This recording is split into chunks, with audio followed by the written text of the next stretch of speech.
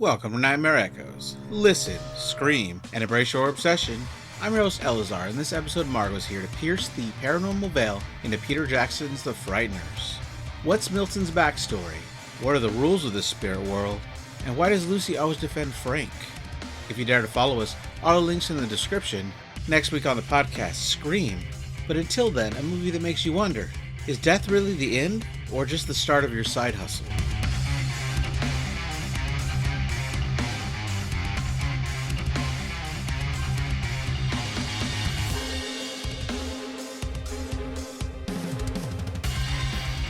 Hello everybody, welcome to Nightmare Echoes. I'm your host, Eleazar.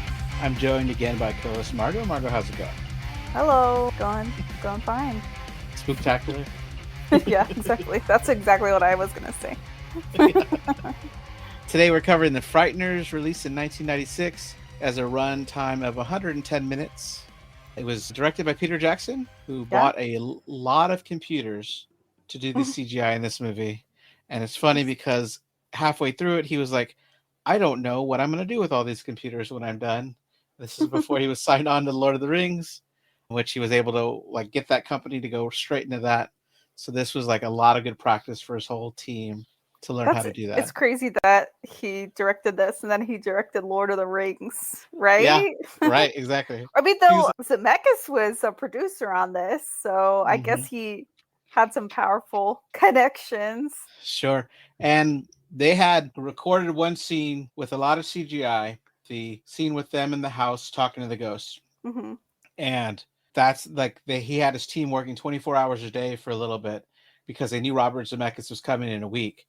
And so they sat him down and showed him the scene, which he wasn't expecting them to have anything ready. And after he was done, he's like, wow, it looks like we have a movie here. So they were really happy that he liked it, Yeah. But yeah. He previously worked on Heavenly Creatures.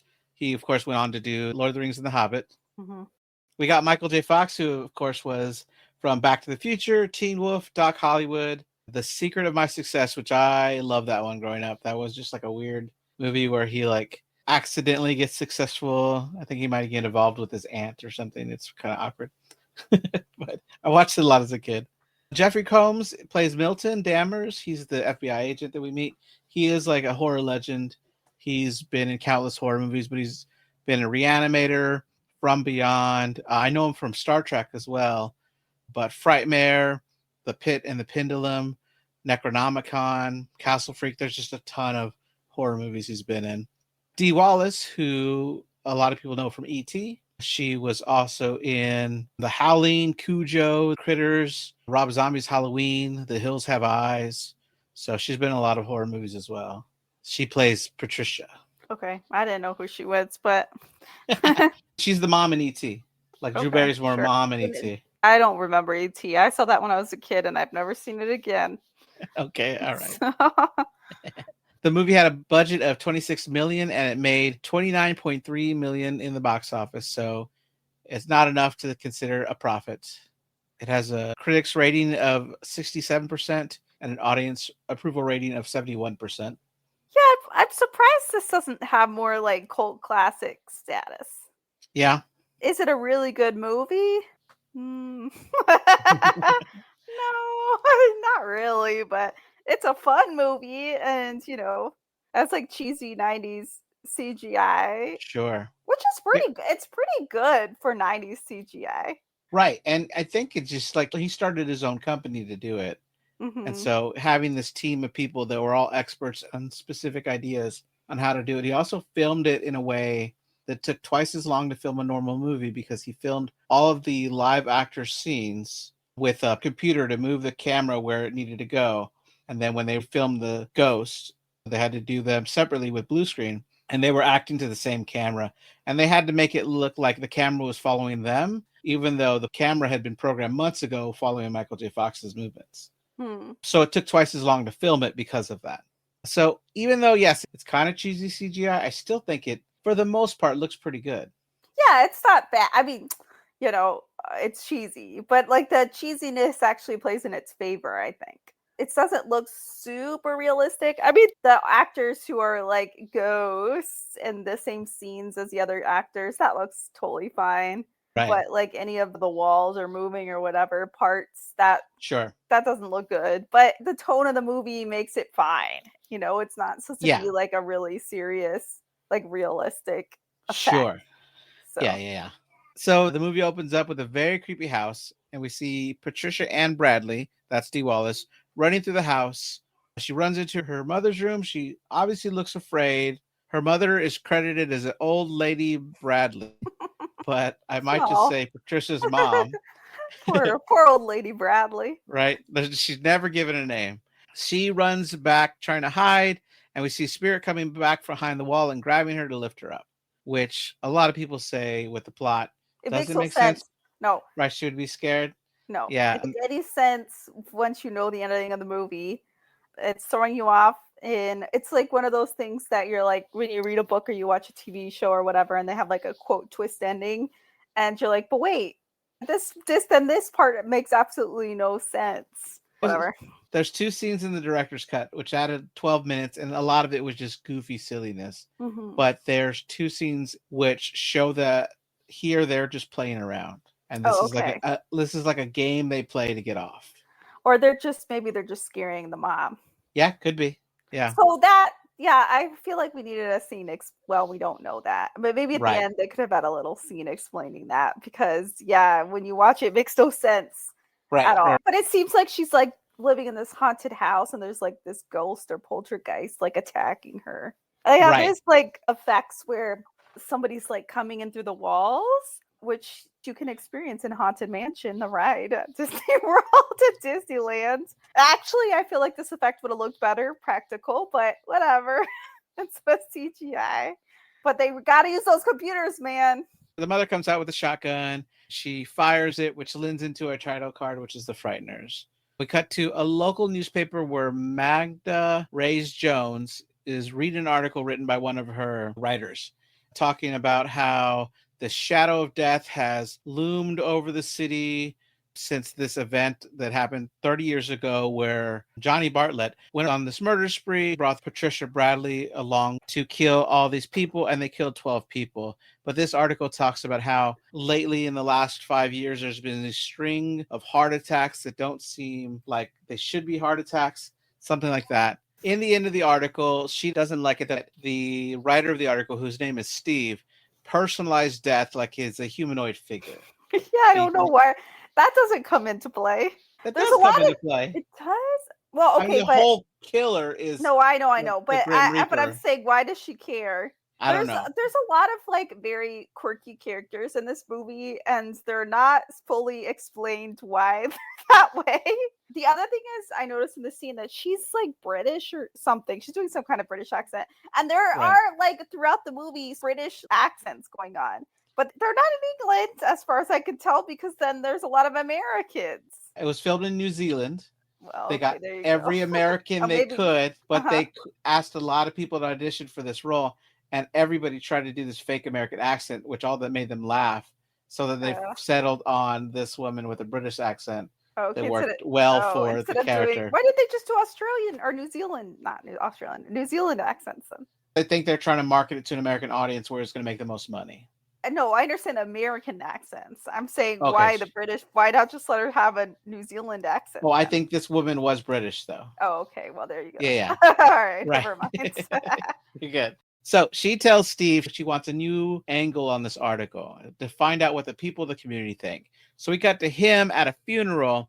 That's when you see our main character, played by Michael J. Fox, Frank Bannister, come up to the funeral. He starts handing out his business cards that he's a psychic investigator, which seems like a really sleazy thing to do. Yeah. And it says something like, want to contact your dearly departed or dearly loved ones.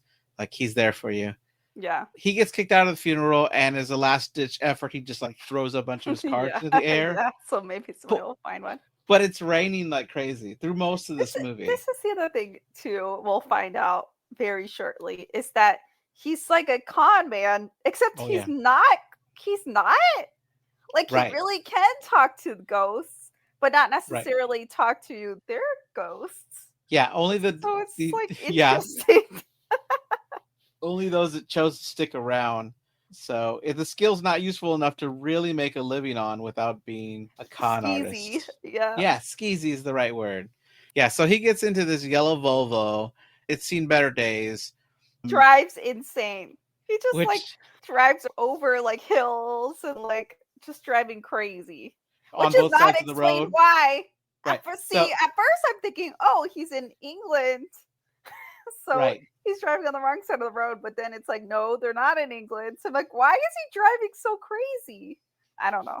So behind the scenes, Yeah. Peter Jackson says he's always wanted to be able to take these hills because you'd save so much time by not caring about the line, but he's That's never funny. been brave enough to do it because it's like on his way to work all the time. Yeah. Are these hills. Right. And so he's like, now that we have the road to ourselves, it's closed off. We can have the stunt driver driving around like he doesn't have a care in the world. And he gets to see it done, even though it's not him doing it. So it's just like a goofy thing and throughout the movie that he's just driving insane.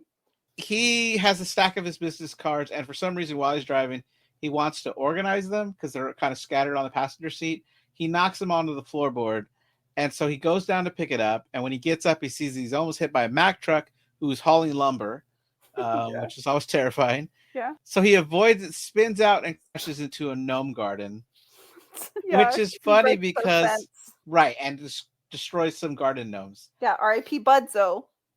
Budzo, that's right. It's funny because Doc Hollywood, which came out before this, also has him crashing through someone's fence of their garden. And Peter Jackson didn't know that when he did this, which is kind of funny. Behind the scenes for this podcast, in a previous episode, me and Eleazar had a very long conversation about fences. It was totally edited out. It was cut for time. If anybody's interested, comment, release the fence cut. So boring. So boring. Oh my gosh, that's awesome. So Ray Linsky, who you see he was working out in the garage, he has this like teal and purple tracksuit on. He comes out pissed off, and I guess you would be. Someone wrecked your fence. Somebody drove into your fence. But Frank offers to pay for the damages. He gives him his card. He gives him his name. He's like, just send me the bill. I'll pay for it. And he rips it up. He's like, no, because I'm going to sue you, which would be the dumbest thing in court. I thought the same thing because I'm like, how do you know how to contact him now? I know. And then he yells as he's driving away. And Frank makes sure to drive over a couple of more gnomes on his way out. That's when Budzo gets it. Poor Budzo. Budzo. Justice for Bunzo. Ray yells out, I have your license plate number. And he's like, but you have his name on your card. I know. I guess you could tape it back together. I don't know. Yeah. Ray is played by Peter Dobson, who played young Elvis Presley in Forrest Gump. Oh. Which, there's this little nod to that later in the film. Oh, there is? Yeah, I'll say when. Okay. Sure. Next, we see Lucy Linsky, who is Ray's wife, driving through the gates of the Sanitarium Farewell Hospital and pulls up to this old house. You could see in the distance behind this old house is the old hospital, which we'll come to know is where the murder spree happened 30 years ago. Let me just say that I completely missed that the hospital was there, and later I was very confused how they got there so fast. Which, like, wait, what? I know, it's funny because you're not focused on it, but it's so prominently there. And I think Peter Jackson was afraid that it looked like a matte painting or a miniature. It's like, no, that's a full-size building right there. But it's funny that it can be missed if you're not looking at the details. I was going to say that Patricia and old lady Patricia Moms, whatever her name is, their dad ran the sanatorium. Right. So I guess that's why they live right next door to it. But still completely missed the detail that it's right there. Completely did not register. Lucy gets out of her Jeep Cherokee and is instantly stopped by Patricia's mom, who tells her that she's trespassing. Lucy assures her she's a doctor. She works at the hospital. But the woman's like, no, I know everybody that works there. You don't work there. And she's like, I've been working there for 3 months. She's like, well, I want my normal doctor. And she says, well, he's at a funeral. So you got me. She treats the wound of Patricia, who we saw get her hand cut in that chase scene earlier. Oh, yeah. She cut on like a broken lamp or something. Or right. Plate. Whatever, doesn't matter. Sure. Lucy wants to take Patricia to the hospital for better treatment, but the mom won't let her, saying that she needs to go to her room, which is funny because based on the history, she was 16, I think, during the murder spree. This is 30 15. years later. 15? Hmm. Okay. This is 30 years later. Hmm. So she's a 45-year-old whose mom's like, no, go to your room, Yeah. which is kind of Well, crazy to me. she's evil. She's evil and wicked. That's what the mom keeps saying. Right. But at this point, I don't remember seeing it for the first time. Yeah, she had already when she was getting attacked by the ghost or whatever. Her mom had been yelling it.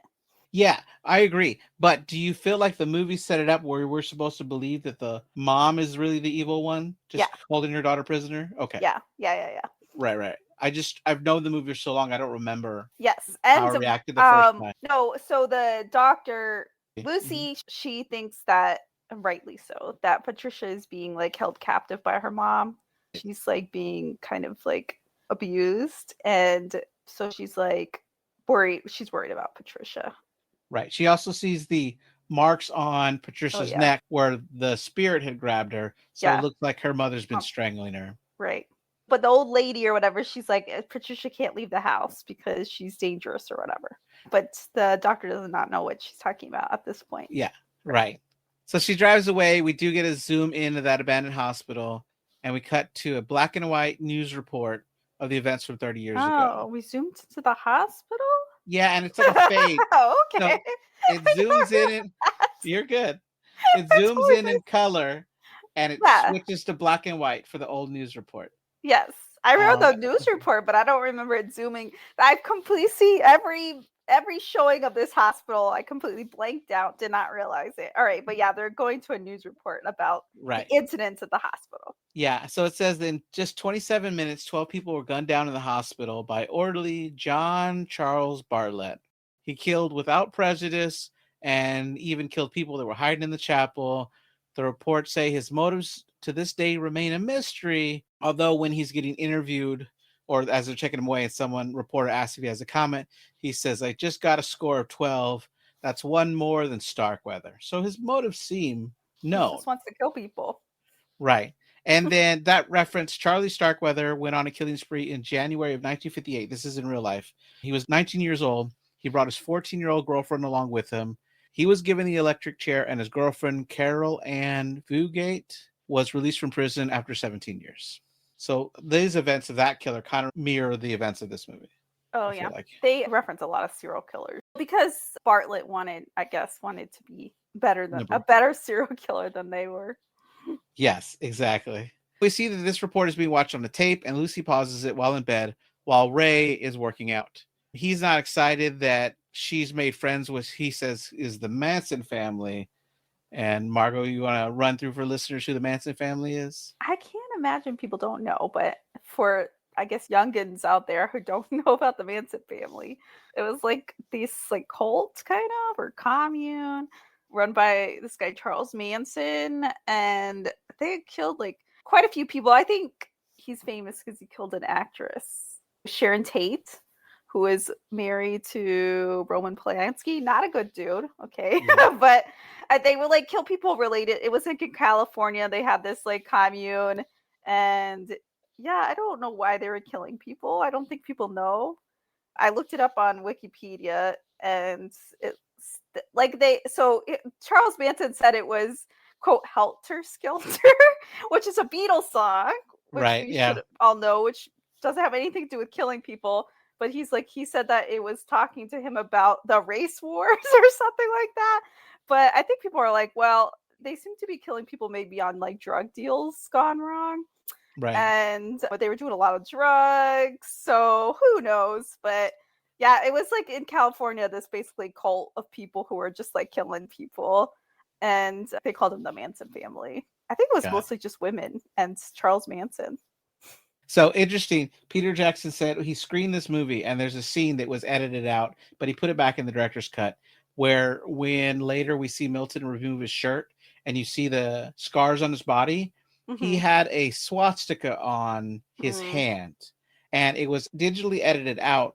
And he said he put it there because we're supposed to understand that he went undercover with a lot of different places, and one of them was the Manson family. Okay. And so the only way to survive it was to pretend like he was a Nazi.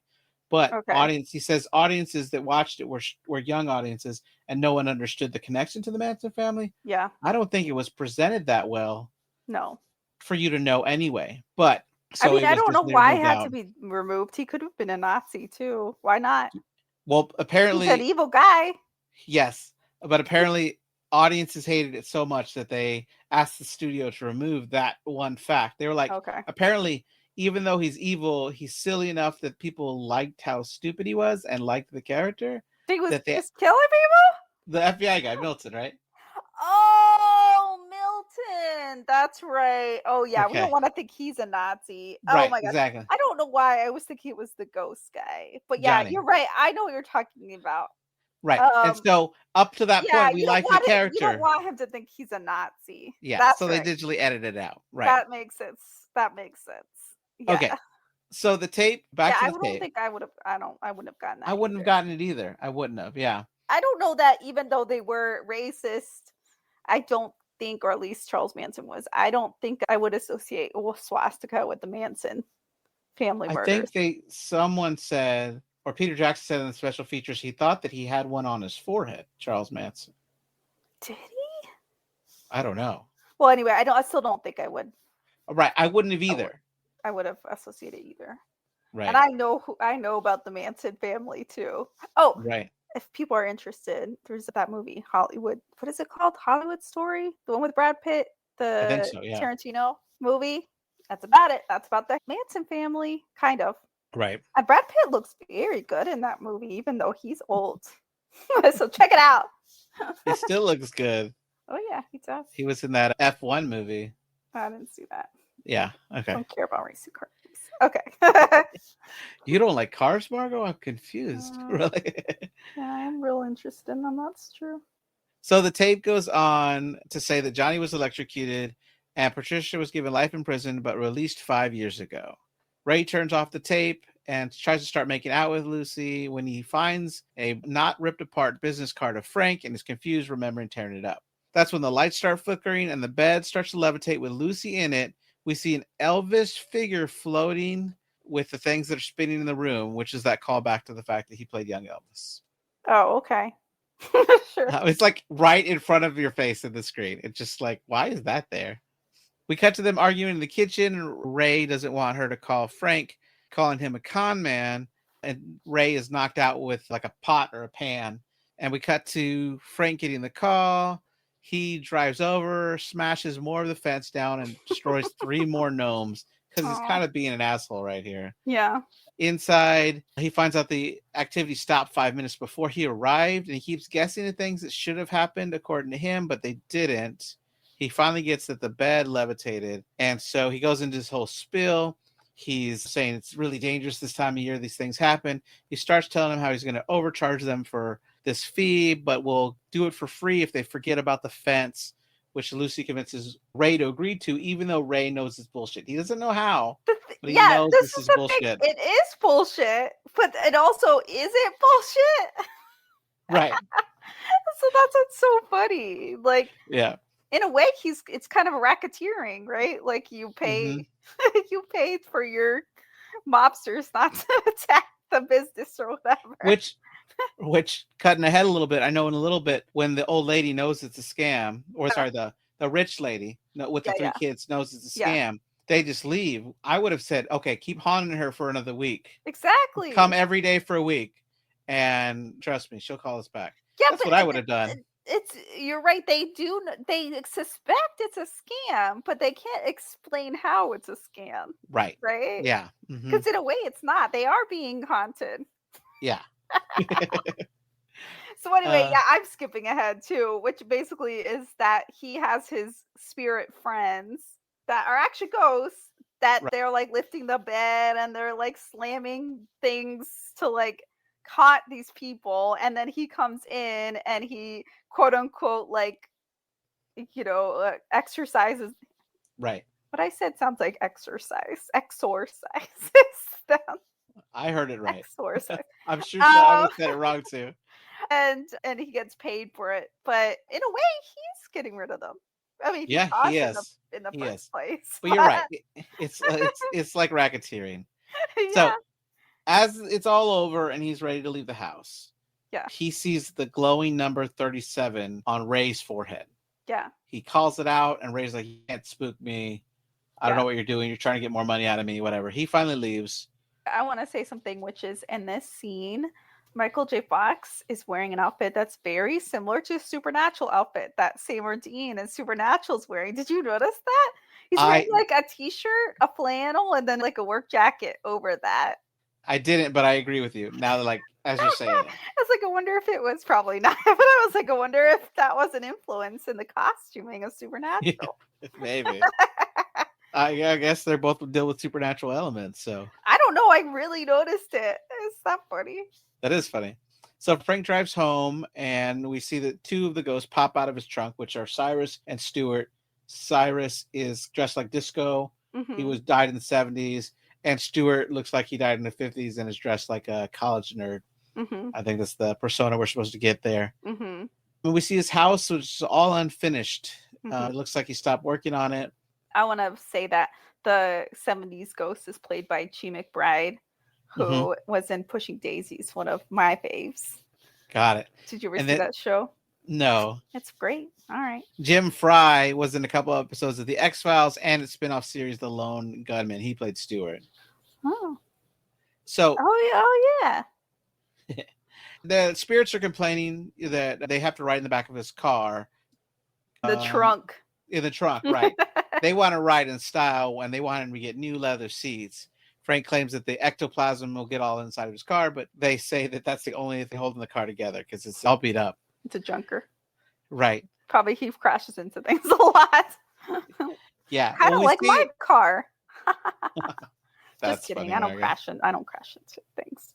Just curb check I just have a little I do curb check, and also I've had people hit me a lot and I just don't fix it. Not a lot, but a couple times. Right. Because whatever, I don't care. I get it, yeah.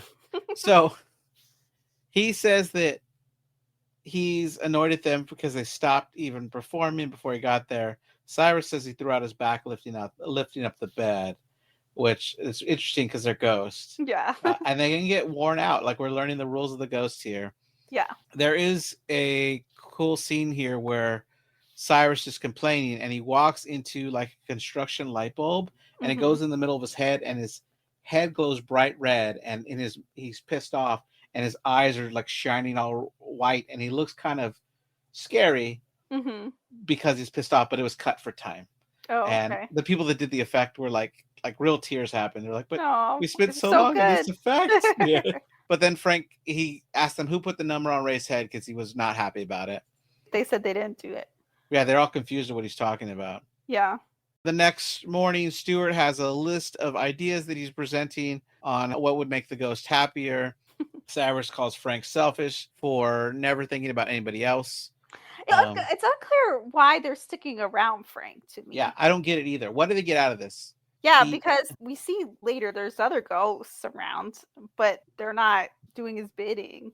I don't know why they're doing this for him. Like, they're not getting anything out of it as far as I can see. Well, I know that we find out later that the cemetery does not seem like a fun place to reside. Yeah, but why are they? But they could just go somewhere else, you would think, right? Yeah, I guess Frank lets them live there, but if they go to anybody's house where nobody can see them. They wouldn't. Right. It wouldn't stop them from living there either. Yeah. Yeah. I feel like it doesn't make any sense either. Well, whatever. But Cyrus would be, yeah. But Cyrus would be really happy if Frank just lit up a cigar every once in a while and blew it in his face. Yeah. Which is ridiculous. There's also a dog in the house, which we never see again. Right. You see him playing with a bone, a ghost dog. Sorry, a ghost dog. Yeah. And then comes in this judge character shooting 2 pistols at the dog, trying to get his jawbone back that the dog is chewing in. So Frank's got to jump in there and wrestle this ghost dog to get the bone back and shove it back in Judge's mouth. The judge is played by John Astin, who was Gomez Addams in the Addams Family TV show in the 1960s. And a fun fact, in the bloopers, when he's riding around with him in the car, he keeps calling the judge Doc. He's like, no, Doc. And then they're like, cut. And like, what? He's like, I did it again. Like Back to the Future? Right. So I was like Googling, wait, is that Christopher Lloyd? Like, is it like, that's I funny. could see that it could have been, but that would have made sense. But no, he just kept calling him Doc. So we see that Frank's looking through the obituaries. And the judge is trying to talk to him about the way he lives. The judge is ready to retire. He's an old gunslinger, so I'm assuming he's been dead about 100 years at this point. Mm-hmm. And he's ready to just lay it down because his bones are kind of fading away. And he gives Frank the advice that death is no way to make a living.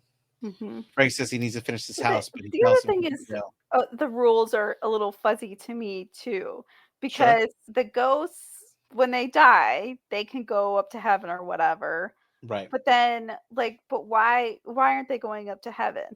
You know, So he they don't. asked that of Ray here in a Well, minute. I guess, but then he says in a year or so you'll get another chance or something. So I'm like, but why are these ghosts not going up to heaven? Like, they don't seem to be doing anything or have any reason to Yeah, not. and I'm I don't know. drawing from other fantasy books. I think Harry Potter said that one ghost said that they were afraid to see what was on the other side, and they just rather stick around here. I mean, who knows? I mean, I'm Yeah. like logicking this movie that doesn't have a lot Yes. of logic to it. You're You right. know, You're right. there's a lot of just like goofy stuff that's not explained nor comes back later, like the dog thing. Like, Right.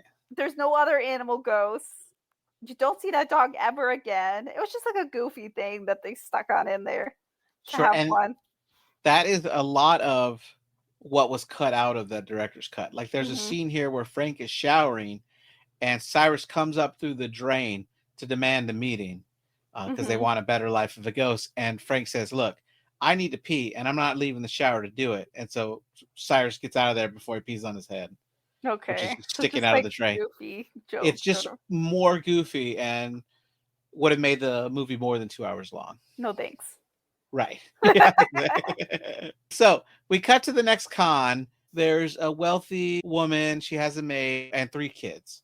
Yeah. And we get Cyrus and Stuart who are talking to this little cute baby Hmm. about, all right, buddy, we want to scare the hell out of your parents. Would you want in on this? Baby's so cute and happy. He's jumping up like I like that idea. That baby is Billy Jackson, Peter Jackson's son, Uh, at just like 3 months to 2 weeks old. yeah, are they trying to say that the babies can see the ghosts? I They guess. are. Yeah, They I are. think so. Yeah, they swing them around. They're flying. One of the babies has a poopy diaper, which makes Cyrus like, "Oh no, you take him, you take him." Like But the they, ghost can smell?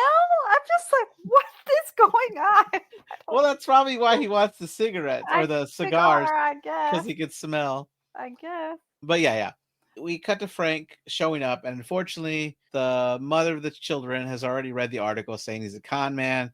So they leave without anything, him getting any money about it. Did we She already you probably explained it, I zoned out for it, but there's these deaths occurring that are just people having heart attacks out of nowhere. Did we already explain that? just a Oh, that little bit was in the the newspaper article. article, That's but we're right. going to go back into it Yeah, later. that's right. Okay. Right. So we cut to Frank showing up to the newspaper, yelling at Magda, saying, "You're trying to shut me down." She's calling him a parasite. He's saying he's just trying to make a living. As he walks out, he bumps into a guy with a lot of piercings who's wearing a Grim Reaper shirt. That guy is Peter Jackson. I In a totally little missed that. cameo. That's In funny. the director's cut, they zoom into his face more when he's like, F you, or Hmm. something like that. But he cut it for time. What's funny, though, is because he knew that scene was being filmed that day, he had to be in that outfit the whole day, ready to shoot. And that's the day that all the local news reporters came to film the set. And he said not all of them mentioned that he was in costume for a scene. So they So all it just just thought looked like he dressed like that Peter all. Jackson just dresses like that all the time. So right after this, he hits the hood of a hearse, rolls off of it, which is something that Michael J. Fox did himself. He did a lot of stunts himself, not the Hmm. driving though. Yeah, Um, that would be dangerous. sure. As he keeps walking, he looks back into the car after the hearse and sees that Lucy's on her way to a funeral, and she's wearing all black like she's mourning. He then starts walking on the sidewalk, and he hears and sees the ghost of Ray running up to him. Ray knocks him over. Other people help to get him up. Frank asks him why he didn't go in the corridor. And like you said, he tells him in a couple years he'll have another chance. But he says that he describes how he died, and Frank believes he had a heart attack. But he says that he's too young to have a heart attack and too great of shape. So he doesn't believe he should be dead. And I feel like a lot of the time in this movie, the character really thinks he's just going to wake back up alive again. I know, well, he's pretty dumb. He is pretty dumb. You're not wrong. There's no clear reason why this doctor is married to this guy. Maybe she Yeah, just found he was hot when they were young, and now that could be it. I don't know. I don't know what he does for a living. Like, is he rich? I don't know. I don't think I don't so. think so. No. Yeah, He might be a trophy husband. I guess he's a trophy husband. So he says, okay, at least take me to my funeral so I can see my own funeral. So he drives him there. When he gets there, we see that there's a lot of spirits there, but there's drill sergeant played by R. Lee Ermey, who was in Full Metal Jacket as a drill sergeant. Oh, funny. So they were so excited to get him. They're like, there's no way he would do it. Like he's probably busy. But they, in the last minute, just called and asked, and he's like, I love this character. I'll totally do it. That's fun. So they felt like honored to have him there. He's also in Seven and the Chainsaw Massacre remake, which I think is worth noting. But his name is Hiles, or Drill Sergeant Hiles. He gives Frank a really hard time about being there. He is able to like magically swap into different uniforms. Yeah, which they even said something. One of the ghosts, like, talking to Michael J. Fox's character, like, oh, you get to change clothes or whatever, and we don't get to change clothes. Yes, exactly. Like, yeah, but this guy, yeah, he can. Maybe he's just like really like, because right when you first become a ghost. Yeah, well, when you first become a ghost, you don't know that you can move things. You end up falling through walls. You don't know how to touch things properly. So maybe this guy's just like practice that power and harness that power. Maybe, yeah. But he changes into a SWAT riot uniform. Yeah, there's like I said, there's a lot of ghost lore that we just don't get. Yeah.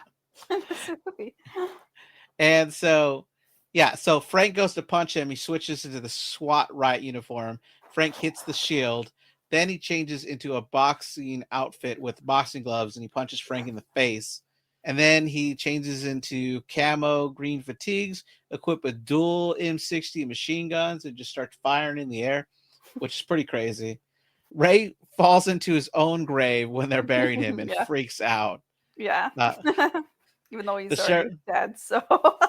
Right. The sheriff comes over to speak to Frank and asks if he is there on business, but then starts telling Frank that he, besides Ray's wife, was the last person to talk to him. And Frank's like, it sounds like you're the one here on business.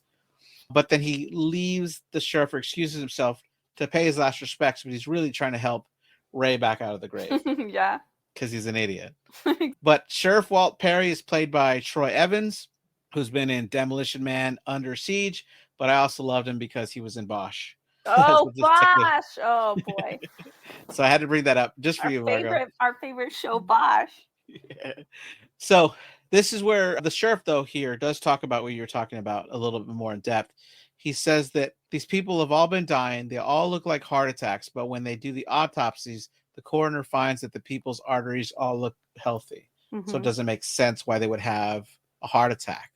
As Frank's walking away, Lucy comes over to ask if he came to see her, like he had a message. When he doesn't answer right away, she's like, you must think I'm stupid.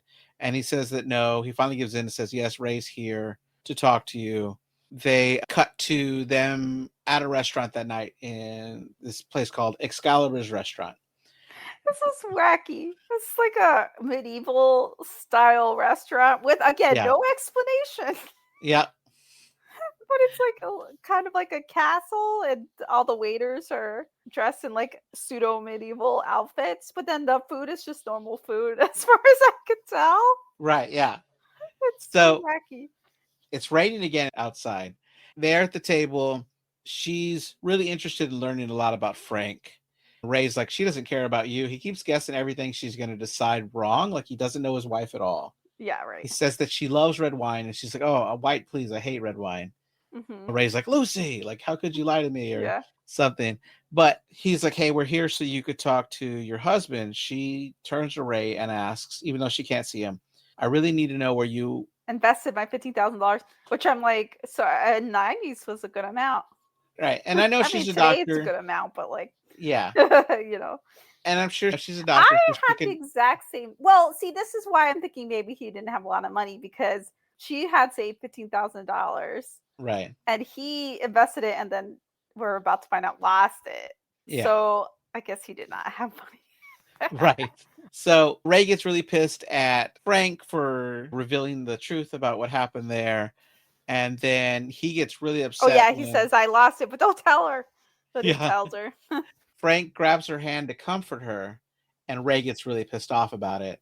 So he knocks over his wine, gets really excited that he can move things as he just figured out that he can move things, and runs off like, I'll be back for you, Yeah. Frank. Yeah, and Lucy says that she had a bad marriage too, That's right. which just explains why she's ready to just move right on. That's what I Like was going to Michael, say, because like Michael J. Fox. I was like, she moved on fast. It's like, Yeah. okay. So Frank goes to the restroom. When he's in there, another guy comes in and he instantly sees that guy has a number 38 on his head. That guy's a little freaked out by the fact that he's staring at him. He's like, the food's good, right? Like he's trying to make conversation. And then Frank goes around looking under urinals, trying to see if he could find this ghost like Oh yeah, figure. he sees like this like ghosts thing, this like phantom fly around, and then he's like looking for it. Right. And I called him the Grim Reaper because of the fact that Grim Reaper shirt was there to put the idea in our head. So I pretty much refer to him as the Reaper the whole movie. But the ghosts have like a name for him, and I don't remember what it was. They call him a few different things. They call him like the Taker of Souls. Okay. Yeah, that's you know, stuff like that. Then the spirit comes right through the mirror, grabs the guy's heart, crushing it, and his body hits the floor. We see this light that Frank was referring to earlier. The guy gets out of his body, takes the tunnel up, and Frank guns it out of the restaurant. Yeah. And so, and he's following the Reaper. We cut to the sheriff's office where it's being reported that there was another accident, and a deputy tells the sheriff that Frank was leaving the bathroom running really fast. So the sheriff orders for them to bring Frank in. We have a cameo appearance by Melanie Lazinski, who was in Heavenly Creatures. She's the deputy that's escorting Lucy into the police station. Oh, okay. But she's also in the show Castle Rock, which I love, but a lot of other people might know her from Yellow Jackets. I don't know her for either of those things. Okay. All right. Lucy's being interviewed. They're finding her story hard to believe. They even make a joke of like, what did your husband order? Because he's dead. Yeah. And that's when Milton Danvers shows up, played by Jeffrey Combs. This is a wacky character, big time. He is a wacky character. He works for the FBI. He's been sent to investigate the series of deaths. Right off the bat, you see something's weird. He's like, at what time precisely did Bannister leave the bathroom? And she gives him a little bit of attitude. She's like, I don't know what time precisely. And he like freaks out because she's yelling and he can't handle. Yeah, he can't handle a woman's yells. They're not so explained. Weird. Not explained. No. Yeah. I mean, the sheriff has like one line about he spent a lot of time in underground and cults and sex or something like that. Sex, like undercover work for the FBI, and they really messed him over. Yeah. So I think it's subtly hinted that he was tortured anally because he's got this whole issue where he cannot sit down. He tells the sheriff asked him to take a seat. Donut. He has a little donut. But the sheriff asked him I did not pick up on that. I thought maybe he just had hemorrhoids or something. Well, the sheriff asked him to sit down, and he's like, "Oh, I'd rather stand, thank you." And I know, but maybe he just has hemorrhoids. That makes sense. Okay. Yeah. I don't know. Right. So I didn't get that hint either. It's not explained at all. Yeah. So Milton freaks out and starts running away when she yells, and he has to go throw up. But once the sheriff tries to comfort it by touching him, he's like, "You're violating my personal bubble." So he doesn't like to get touched at all. Yeah. So the sheriff gets him back to the room, or at least he's hiding on the other side of the wall, and tells Lucy that he has 20 years of paranormal psychology experience. Lucy's defending Frank, and Milton comes in to give her the backstory. Yeah, I don't know why she's so defensive of Frank. I mean, not Frank. Of is Michael J. Fox's character Frank? You got it. Yeah, because he was scamming her, but she doesn't know it, I guess. But she is right. He really was talking with her husband. So I don't know. But I guess, she just finds him good looking. I guess. It's got to be it, right? I don't know. He goes through the facts that on July 3rd, 1990, Frank was drinking and a construction person witnessed him arguing with his wife, Deborah. He had promised to build her a garden, but instead laid down concrete for a basketball court. That same witness says that they drove off together later that day. Milton gets stuck on this pattern because he said the number 3. He said the number 7, which is how many new blades he bought for his Zacto blade, his retractable blade. And then he says the number 3 again, and he's looking for a pattern. I think it's because 3 + 7 + 3 is the number 13, which is what ends up carved on her head. And he's trying to figure out if he just solved something. But the sheriff is like, get back on track here. You're telling a story. So he goes on to say that they're arguing, and the Volvo went off the road, which explains why it's beat to crap. But also, that's pretty plausible based Yeah, on Frank's driving. yes, exactly. He says they found Frank hours later wandering around and having no memory of what happened. Deborah, though, found just 10 yards away from the car. It appears she died of a heart attack, but she also had the number 13 carved in her head. Mhm. And then his retractable knife from his toolbox, which the new blades were purchased for, was missing. Mhm. We cut to where Frank is telling the ghost about the Grim Reaper. Stewart thinks it's a mythical figure, but the judge jumps in, calling him the soul collector, and he's been taking people out since the beginning of time. We see in the distance a massive tunnel to the sky, like that light tunnel. Mhm. So Frank takes off in the car without the ghost to Oh, go. because that says there's another person who just got killed. Right, exactly. Yeah. So he goes in the museum, and Mags is there to tell him there's no money to be made here. And when he turns around, he sees the number 40 on her head. He says, "You're next," but he's trying to warn her, but she Mhm. takes it as a threat. Yeah. So the deputies instantly take out guns. The Reaper shows up. This was funny because they're not like a museum and they just shooting willy-nilly and they're like and, destroying priceless artifacts. and there's other people around. Yeah. They're the worst cops ever. Just shooting. Bang, bang, bang, bang. It's like in Freaky where they shot first, like Yeah, exactly.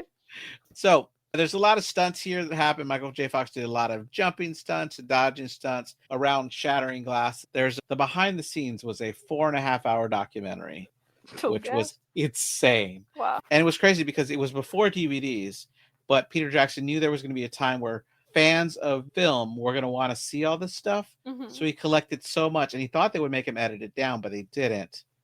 And so on the Blu-ray, he would finally did a commentary for the director's cut. He's like, I put it all there, so you can watch everything, which is it's great. It's a lot of fun stuff, but it's a lot. Yeah. So Frank can't get to the Reaper. Luckily, that's when the judge shows up and starts shooting the Reaper. Mm-hmm. No one else sees this.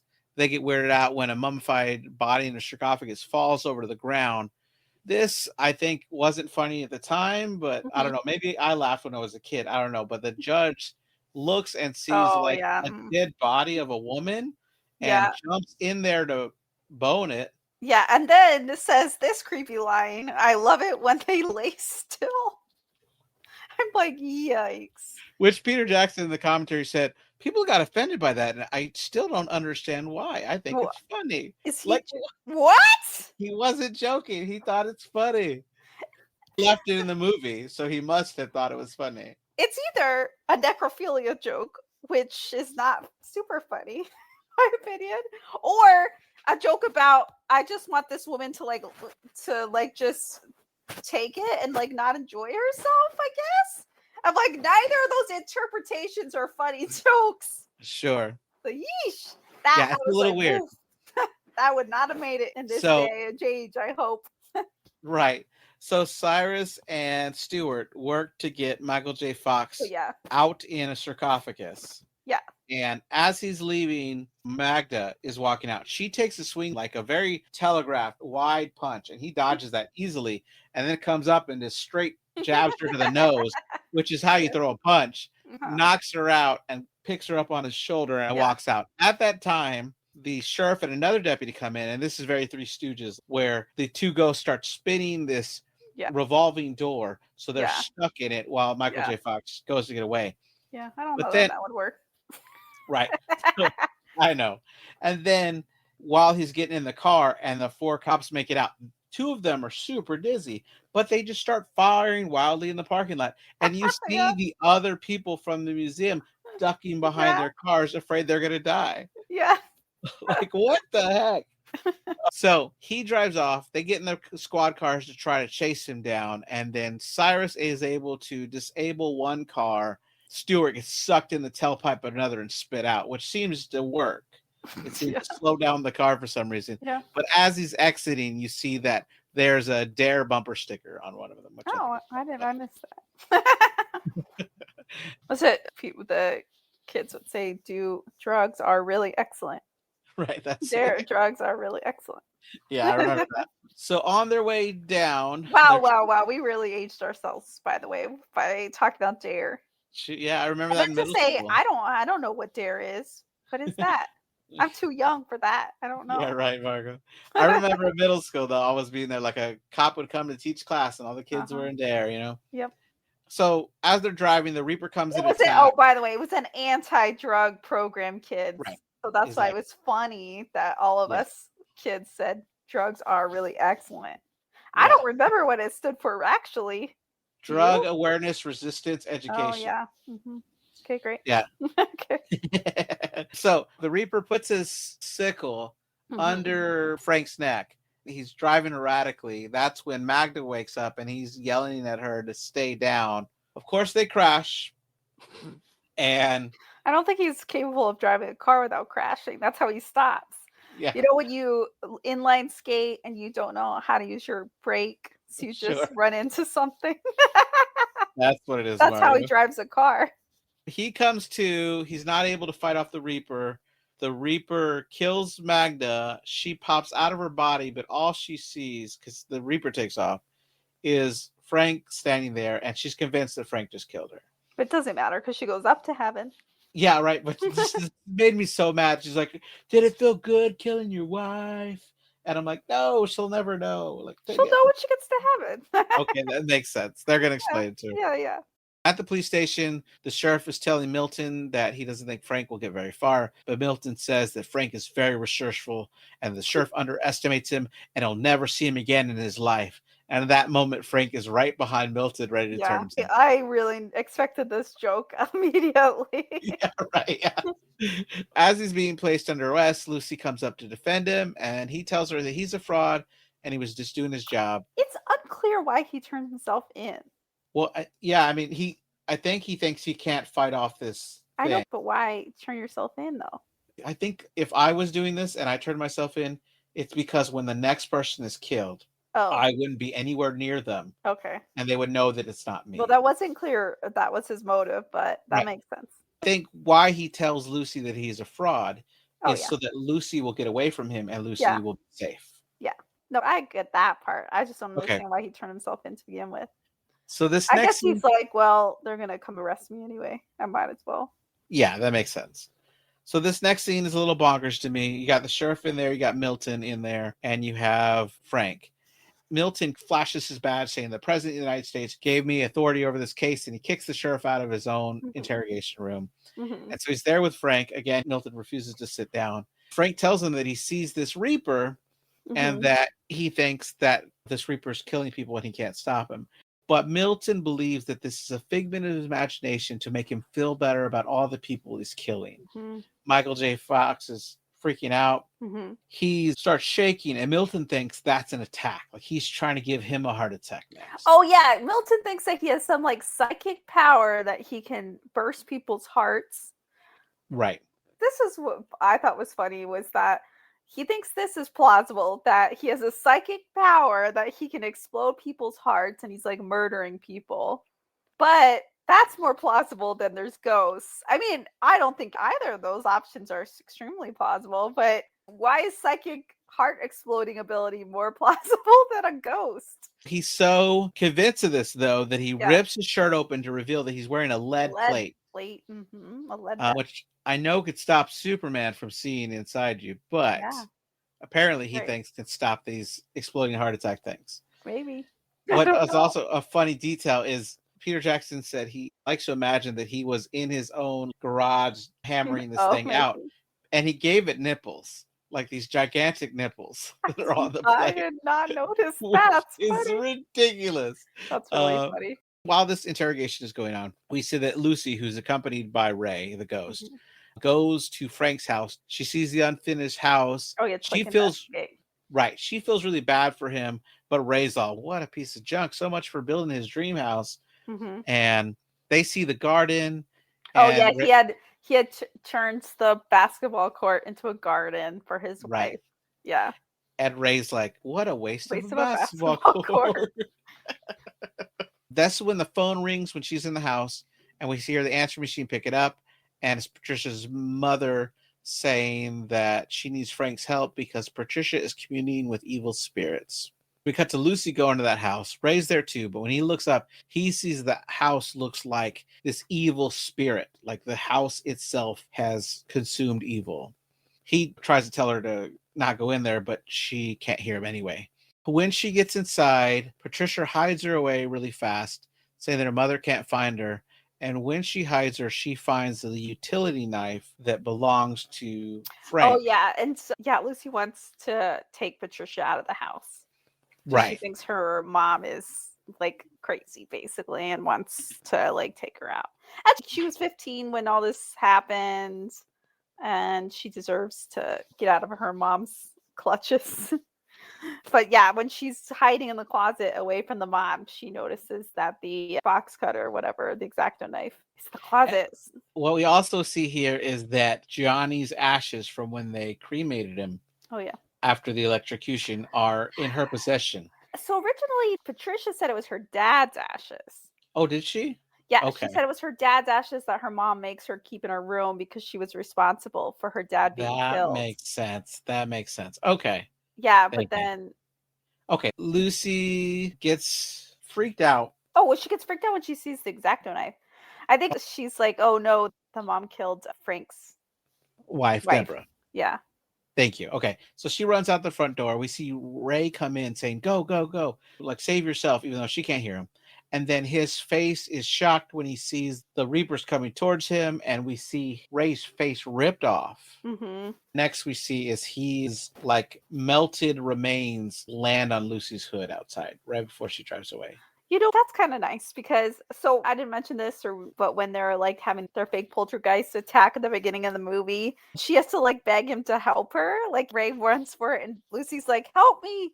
Right. And so then he like reluctantly comes and helps her, but he like actually tries to protect her here, but He you does. know, so that's nice, but he gets killed or he's He already does. dead, so it doesn't really matter. Right.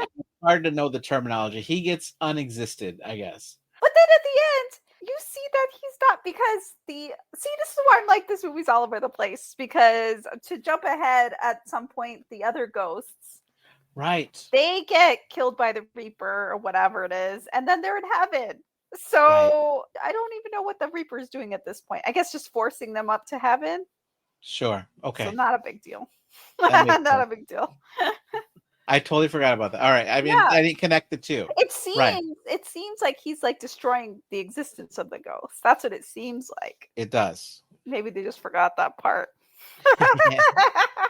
the writers, the writers, who by the way were Peter Jackson and his wife, who also wrote Lord of the Rings. Yeah, she had a cameo, Mm-hmm. but it was cut out of the theatrical release, Mm-hmm. where right before they are walking into the rich woman's house, Mm-hmm. she walks in front of them, and the two ghosts duck like they don't want to be seen, but she can't see them anyway. Yeah, It's so stupid. Anyway, so Lucy goes to visit Frank in his cell. And I guess because she's a doctor seeing a psych patient, they let her in. I don't know. Not That's explained. only way I can theorize it. Yeah. It takes a lot to convince Frank to speak to her. He just wants to lay there and be Yeah, done. I guess he believes the FBI agent. Does it seem that way? It does seem that way. He thinks that maybe somehow he is causing these deaths and he just doesn't know it. I don't know. So she finally gets him to hug her, and then when he pulls away, he sees the number 41 is there on her head. So the number 41, right. The Reaper comes in, and he can't do anything. So Cyrus and Stuart work to fight the Reaper. Stuart gets a sickle in the head and then like melts to the floor, and we see the Reaper reach in, kind of grabbing his essence and squeezing it, and it vanishes. Mm-hmm. Lucy calls for the guard. When he opens the door, Frank like uses the two beds to jump and double kick the door. Oh, he does. Wait, does he grab Lucy's heart at this point too? He probably does. Yeah, I think so because she's like, I felt like my heart was being squeezed or something. So she knows there's something happening, but she doesn't. Obviously, she can't see what's going on. Right. Yeah. So he double kicks the door, sending the officer to the ground, and they run off. They run into Milton, who's armed with a Charter Arms Bulldog.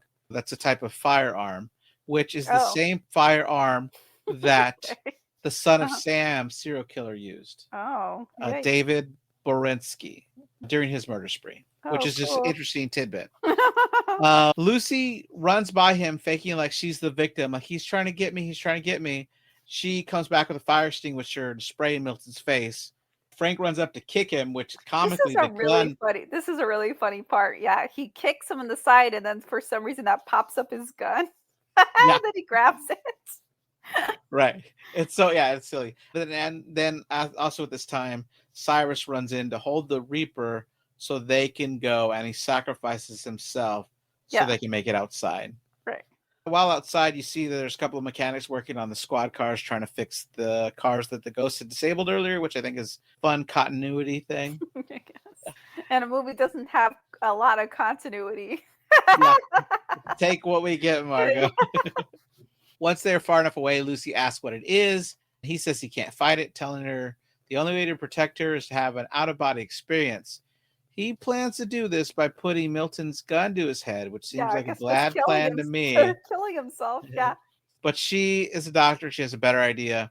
She takes him to her place of work, where she gives him medication to slow down his heart and then places him in a freezer to bring his body temperature down. She tells him he only has 20 minutes before there's tissue damage, and she isn't even sure if she can revive him at that point. As she closes the door, she blows him a kiss, which I was like, already? Really? I know. I thought the same thing. I'm like, okay. And so she Well, they starts had setting up the that equipment. romantic hug earlier, and now That's what it is. kiss blowing.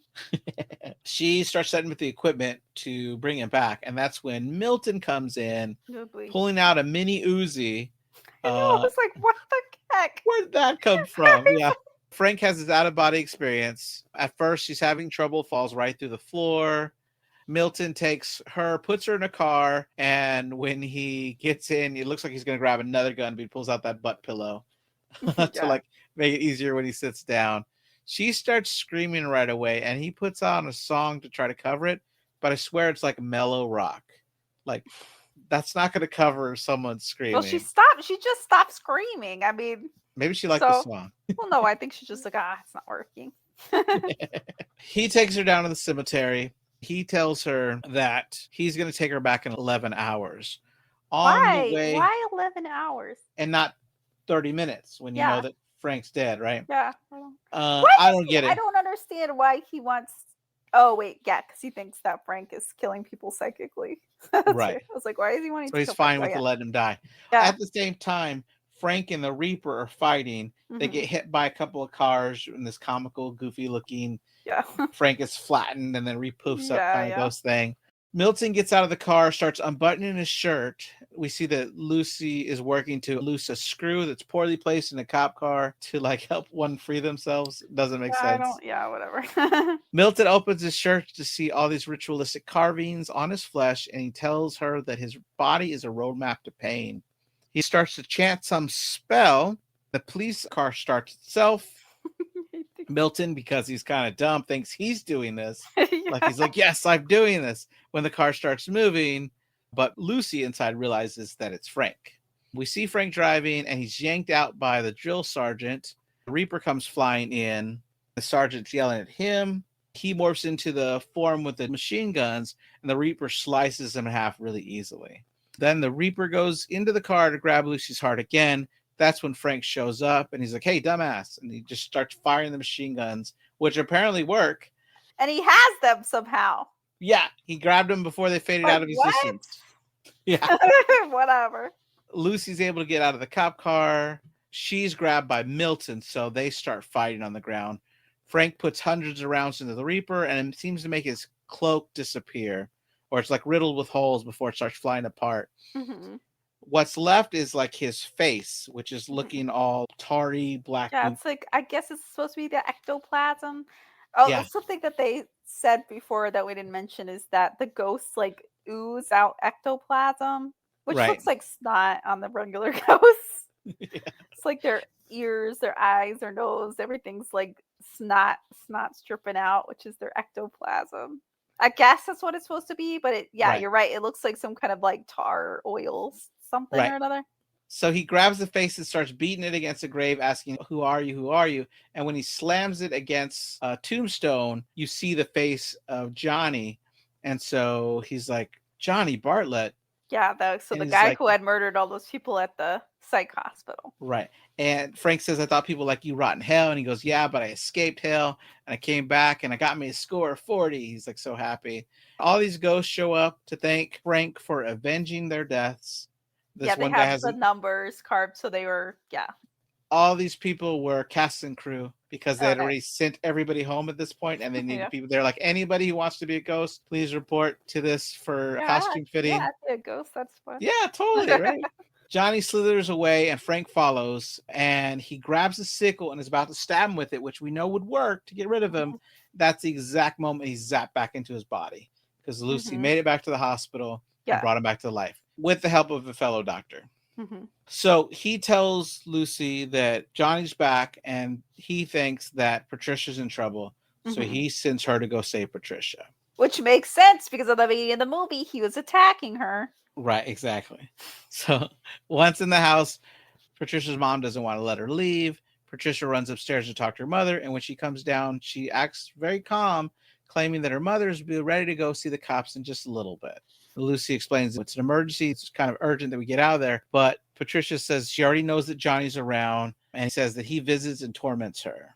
When Johnny arrives without the cloak now, he talks to Patricia saying that he wants her to kill Lucy. Johnny complains that the Russian cannibal creep is saying that he killed 50 plus.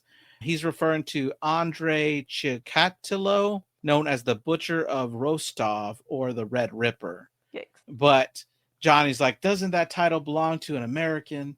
Like, so stupid. Which is Peter Jackson saying the movie was definitely making fun of Americans and all the serial killers that they have. Yeah, we sure do. What a great claim to fame. Right, I know, unfortunately. There's a scene here where Patricia, when she first gets the knife that she wants to kill Lucy with, starts stabbing Johnny for fun, and he's a ghost, so it doesn't do anything, but they both seem to get off on it. That was taken out after test audiences said they didn't like it. Yeah, well. Lucy notices that something's weird with how Patricia's acting, so she goes upstairs to check and finds that Mrs. Bradley has been killed on her bed.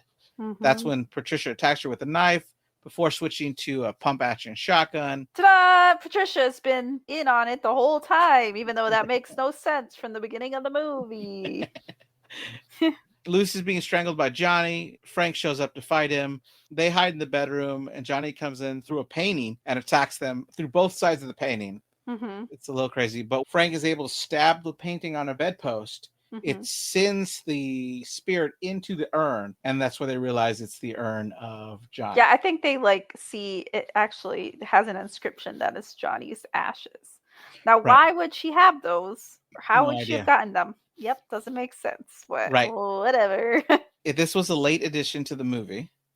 They said it was kind of a MacGuffin, but then they realized, hey, this is a good reason to get them back to that old facility. It doesn't make sense why they're going there unless we're trying to get these ashes to holy ground. Yeah. And so let's get them to the chapel. So that's where this whole storyline comes from. Yeah. So Michael J. Fox's character realizes that we need to get the ashes to the consecrated grounds, to a holy place. Then Lucy remembers that there's a chapel attached to the hospital. And then they get there really quick, and I was confused. Right behind the house. I thought they had driven there. I'm like, what? No. Yeah, it's right there. Once they get inside the hospital, Frank starts having these psychic flashbacks where he time travels back 30 years to see the events play out of the murders. He's never had powers. He's never had any of these powers before. They're growing. He's using them so much. Okay. But Peter Jackson said he felt honored that Michael J. Fox, who is an experienced time traveler, thought the scenes were done well. Okay. So he's like, oh, great. I actually thought they were done well, too. I just don't understand why it was happening at all. Sure. What I do like about him is that when he's in the present, it's nighttime. And when he's back to the murders, it's daytime. Yeah. So they don't need some weird filter or anything so you know where they're at. Yeah. It's just easy to tell. Yeah.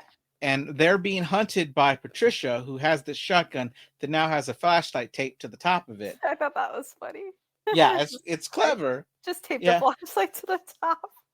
But he's seen her hunting people in the past, but she's doing the same thing in the present where he's hiding, which is fascinating. Milton comes in and grabs Lucy just as Frank learns that the chapel's on the 4th floor. So he had just told her that, and he was running up the stairs, but Just be she like, can't Milton, follow. stop popping up. Just die already. So she's able to fight him off. She takes an elevator to go up to the 4th floor on a different path than Frank was going. But he's going up the stairs, going up the elevator. Frank finds the chapel. You could have forced me into that elevator. Oh, no. Frank finds the chapel, starts breaking it open, sticks his face through, and he hears Johnny moment from The Shining. Yeah. He's trying to get in, and he sets the urn down to like bust through the door. And he steps on a piece of plank because the wood's all old here. Yeah. It sends the urn flying. You think the ashes are going to escape, but oh no, it's caught by Milton. Milton, the idiot. Yeah, the top is very well screwed on. This is true. Milton's like, oh no, are you going to tell me that these absolutely under no circumstances should ever be released, and you want to take these to holy ground because it'll stop all this from happening? He goes, oh, too bad. And he just pours out the ashes. I don't understand. I don't understand why. He's so stupid. And He's then he pulls him, I guess. I'm just like, why not just try? Why not just put it on the just in case? Yeah, just humor me. Let's do it, and then you can arrest me. Yeah, right, exactly. He pulls out an Uzi and just starts shooting at Frank. Luckily, only one bullet hits him in the arm. Every time he busts out this Uzi, I had to have a laugh. I'm like, what? Yes. Next is my favorite part of the movie, where Milton has the gun pointed at him. He's assigned himself judge and executioner because he's ready to kill Frank right there. Frank takes a step back, falls because the wood is bad, and it reveals Patricia's there holding a shotgun. Milton has this confused look on his face like, wait, I got a detail wrong about this case. His head's blown off, and his body's left, but his spirit of his head is still looking confused. Was blown off. It did happen. Do shotguns blow people's heads off? If it is not a spread. Floating round. Yeah, I mean, there's like types. I'm blanking here. Truly explode someone's head off with a shotgun? I think you can. Whatever. But, maybe not as comical as this. Yeah. But yeah. Either way. Yeah. It blows his head off, and the ghost of his head is still there looking just as confused as he looked. Yeah. Like he doesn't know he's dead yet, and he still can't figure out how he got a detail wrong. Yeah. Frank then falls down 4 stories and lands on a bed, but that's still gotta hurt. I thought that he has a new power at this point, which is he's invincible. There's no way you would survive that. Or at least you would break your back. Right. 4 stories, and he's crashing through wood. So, like, man, he's really falling. Just as Lucy makes it to the 4th floor, Patricia's shooting at her, so she has to send the elevator back down. Patricia goes down after her. Lucy makes it to Frank, but then Patricia knocks her out with the butt of the shotgun. Frank now recalls the events of his wife's death, seeing Johnny there in spirit, and Patricia grabbing the knife out to carve the number 13 on her head. What isn't here, and there was supposed to be a scene, and Peter Jackson doesn't know how they didn't film it, but there was supposed to be a scene that showed that Patricia had put a log on the road to have someone have this crash so that they could kill people as they were injured. Well, I mean, I don't think you need that because you've already set the precedent that Michael J. Fox drives like a maniac. Right. He wanted it to absolve him from any fault in that. Well, he didn't kill her. Yeah, he didn't kill her. Right, yeah. But, I mean, he did crash the car, and that's believable. Right. Patricia gets encouragement from Johnny to kill Frank, but then when she pulls the trigger, she's out of ammo. Johnny holds down Lucy while Patricia strangles Frank. He seems to pass out or maybe die at this point. Mm-hmm. So Patricia grabs a weapon. She's going through different weapons, and Johnny's judging if it's a good weapon or not to kill Lucy with. That's when Frank's spirit shows up, grabbing her and yanking her spirit out of her body. This is Patricia. Grabbing Patricia and pulling her spirit out of the body. I don't know how he did that. He's an expert at ghosts. I don't know. Then the beam of light shows up, and he pulls her into the beam of light, and he taunts Johnny, like, come after her. Mm-hmm. So Johnny goes up there. He's able to grab her. We see Frank land up in heaven. Mm-hmm. Johnny's like, haha, we're going back down and get some more. Then we see as Frank's about to jump down, he's shot by Cyrus and Stewart, who are looking very happy and were wearing really nice suits. Yeah, they're in their nice outfits. And Cyrus, of course, has a cigar. Mm-hmm. Then the tunnel of light turns red and transforms to the inside of a creature, and we see all these small tentacles with mouths. Like an intestine almost, and then yeah, and then there's like tentacles. and they engulf them. They enter through their eyes and their mouth. It's really Yes. disturbing. Yeah. Then we zoom out of the creature's mouth and we see that it's a massive creature and it takes them down into a pit of fire or Yeah. maybe lava. Oh, whatever. It's supposed to be hell. Right. They tell them that up here the libraries are great and the cigars are great and so are the honeys. Right. I know, right? That's when Frank's wife, Deborah, comes out to greet him. He wants to stay with her, but she tells him he needs to go home. He's like, I am home. And Cyrus and Stuart say that they got a message from higher up that says it's not his time yet and he needs to start living. They push him down and Deborah tells him that she wants him to be happy. He wakes up being held by Lucy, who's shocked that he's alive again. Yeah. I'm saying he's invincible. Right. We cut to later when Frank and Lucy are an item. They're making out and the unfinished house is being bulldozed. The sheriff pulls up to ask Frank what he knows about Ouija boards, adding that it looks like Patricia had a ton of them and she was using them to connect with Johnny the moment she was released 5 years ago. He really wants Frank to collaborate with him on a book about the events and says it could be his ticket off the force. Frank tells him if he needs a collaborator, he should really ask his guardian angel over there. And the sheriff looks back, doesn't see anything, and thinks Frank is joshing him. Frank plays along like he is. But then when he gets in the car and drives away, you see that Milton, looking miserable as hell, is in the back following the sheriff for some reason. I don't know. Lucy mentions that Milton sure looks pissed. Frank agrees before realizing that she can see the ghost. And she gives him the explanation that he said earlier, that sometimes when you go through a traumatic experience, it kind of alters your perception. Then she pretends to be a reaper with the picnic blanket chasing him, which is kind of funny. They're just having fun. They are having fun. We cut to the credits where Don't Fear the Reaper plays, and this version is by the Mutton Birds, which was a New Zealand band. And the Reaper. I'm not going to sing it. That didn't sound like it, so that's perfect because we don't need it. Yeah, exactly. But it's originally by the Blue Oyster Cult. Mm-hmm. Yeah. The end. The end. That movie made a lot of sense. But I mean, it made no sense, okay? And there was a lot of dropped information. I'm like, what? This doesn't make it. It seems like they were just adding in things because they thought was fun or whatever. Right. And you know what? That's fine. It didn't need to make sense because the movie was so goofy and cheesy. Yeah. I do think that the movie was too long. Yeah, and there's a lot cut out. Yeah. More scenes than he put back in the director's cut. There was a lot more filmed. There's a scene that I thought was interesting that showed to stay warm at night, he's been cutting off pieces of his house slowly to burn in the fireplace. I'm like, oh, that's horrible. And the film didn't do well. Peter Jackson says there's two reasons that they had always intended for this movie to be PG-13, but the ratings board would not share what they would have to take out to make it PG-13. It was rated R? It was rated R. For what reason? Yeah, I don't know. I think the subject matter of a serial killer that's killing all these people, I think is something that at its core, if they were to change it, it would change the movie completely. They couldn't change that. But I don't know that would make it an R. Well, once they found out they couldn't get out of the R rating, they added some cool things like Milton's head being blown off wasn't in the original cut. Okay. And because they had the computers that can make him look like a ghost. You got those computers.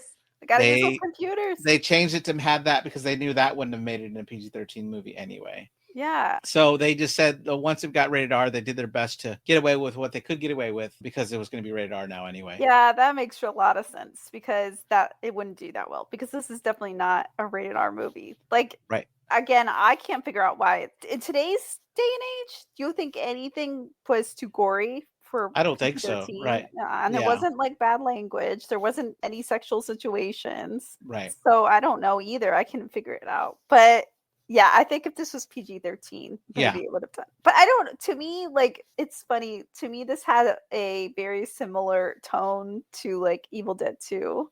Yeah. It was just so goofy and I don't know. I'm just I thought it was fun. Again, I thought it was too long. If you had cut out 30 minutes of this movie, or maybe not 30, but 20 maybe minutes 20. of the movie, yeah. I think that it would have been a lot better. Right. And then the other reason is that he was always told that it was going to be released on Halloween. Mm-hmm. At the last minute, they decided, no, we're going to release it during the summer. Oh, no. And the audience wasn't there for it. Yeah. Okay. Yeah. Yeah, because I think it's a fun movie. Yeah. And I would think that people would like it because it's so campy, like a campy horror movie. Yeah. Anything else to Oh. say about it? No, it was nice to see. I've actually seen this movie a long time ago, and I remembered almost nothing about it. Sure. I just remembered there was something, Michael J. Fox was in it, and there was something about ghosts. That was it. So that's funny. Because you were Right. like, but yeah, but I don't know, it was fun, but I guess it's forgettable. Because again, I Sure. forgot. I completely forgot about it. What do you think Yeah. about this movie? I mean, I liked it a lot. It's sad that it's Michael J. Fox's last major film before his Parkinson's diagnosis. Yeah. One, After that. yeah, he did some TV. That's true, and I think it's a fun movie. It's something that I want to show my kids. I feel like Jasper would still get too scared by it. Oh, really? I think he's easily scared. I think the Grim Reaper character would send him out of the room. Okay, so I would So, say this movie is not scary at all for adults, but I can see how it right, would be scary for kids for sure. right. But yeah, I think it's fun and I do like it. I like Michael J. Fox a lot because I Yeah. love Back to the Future so much. Yeah. And so I think the characters are a lot of fun. And I really liked the gunslinger ghost. He was a lot of fun. Oh, yeah. And You so, know yeah, what I mean, liked that the actress who played Lucy got to have curly hair. You don't see a lot of curly hair anymore. And the 90s people are allowed to have curly hair. But you used to see like Nicole Kidman had her naturally curly hair, and like Annie McDowell had her naturally curly hair. mm-hmm. And then in the 2000s, everybody got straightened. Yeah, that's crazy. Yeah. Anyway, well, thank you, Margo, for being here. what an interesting end note. Right. Thank you, everybody, for listening. We have new episodes every Monday. Bye. Bye.